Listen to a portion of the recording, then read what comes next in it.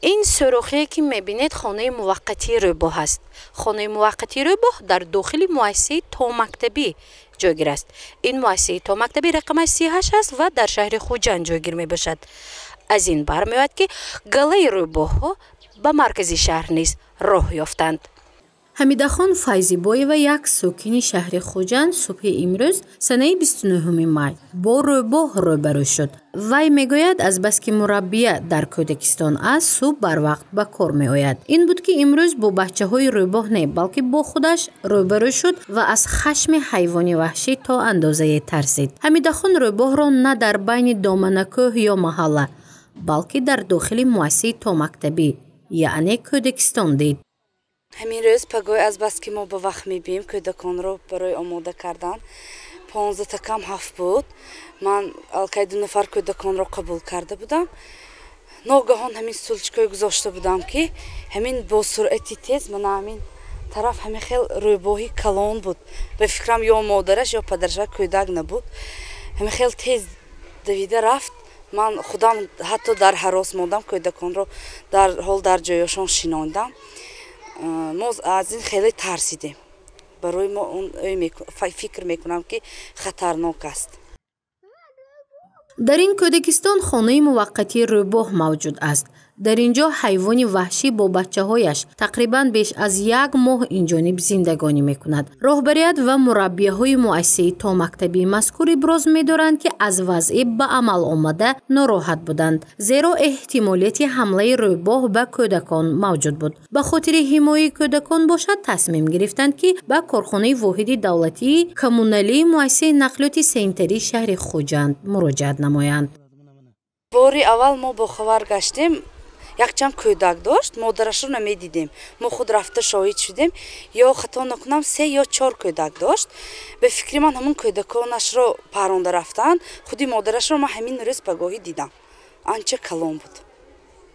یگام حمله نکرده است می بچه؟ نه حمله نکرده است. به فکرم میترسد می سخت دوید. من فریاد زدم. این بچه هاش این تانگم و تیزتر دوید. روباه بود. روباه خودم نغز میشناسم. دوماشم درازی آنچه کلان بود. سیری دیرنگش یا من کوه بودگیش معلوم. به فکرم همین کوه ها فرام دیگه این طرفی بالا. آنچه شد از 1 ماه قریب میشد. ما با خبر شدیم ما 1 ماه شد. می کودکچاش اوج راه میرفت فرام دیگه دیدیم.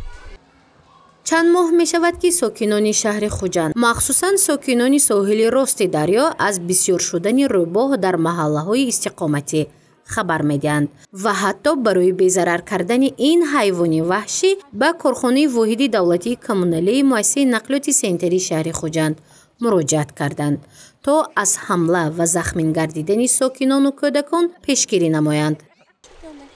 در حقیقت هم سالهای اخیر فرآمدن روباه‌ها به شهر خوجند یک کاری ما رو مشکل کرده ایستاده است زیرا در همین 5 ماهه سال 2024 28 عدد روباه‌ها در اساس درخواست بی‌ضرر گردانده شدند. آخرین بی‌ضرر گردانی که از طرف کارخانه مؤسسه دولتی کودکستانی رقم 38 در اساس درخواست آنها 8 عدد روباه بی‌ضرر گردانده شد. از طرف شهروندان 12 نفر جهت بی‌ضرر گرداندن روباه‌ها به ما مراجعت نمودند. درخواست آنها پوره اجرا کرده شده است.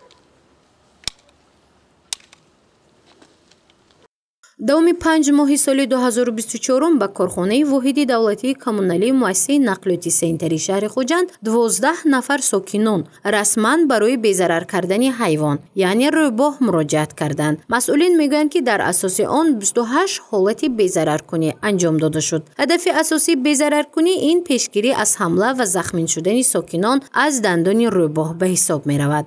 در همین حال از مرکز نظارت دولتی و سنتری اپیدمیولوژی ولایت میگویند که حمله روباه به قید گرفته نشده است. طبق ثبات‌های اموری شعبه‌های اپیدمیولوژی شهر و ناحیه‌های ولایت یگان حادثه یک حمله آوری یا اینکه زخم‌دارشوی اهالی از روباه به قید گرفته نشده است. اوید به نابودسازی سگ‌های دید و рӯбоҳ ва гурбаҳо бошад, бригадаҳои махсуси қиркунии ҳайвонот дар миқёси шаҳру ноҳияҳо ҳаст, ки онҳо тибқи нақшаи қаблан тасдиқ гардидаи худ нобудсозии ҳайвонҳои бемор дайдуро мегузаронанд. новбаста аз корҳои безараркунӣ ва ба қайд нагирифтани ҳамлаи рӯбоҳ, ҳанӯз ин намуди ҳайвон дар маҳаллаҳои аҳолинишин, махсусан соҳили рост гашту гузор мекунад. поёни биноҳои баландошона, таҳхонаву ғорҳоро манзили муваққатӣ интихоб карда, бача ба дунё оварда зиндагӣ доранд. ин мавзӯъро боз пайгирӣ мекунем, то аз ҳамлаву захмин гардидани аҳолӣ аз дандони рӯбоҳ пешгирӣ карда шавад. гузориши Мафнушкур ва Наимҷон Аюбов барои барномаи иттилоотии Хабар.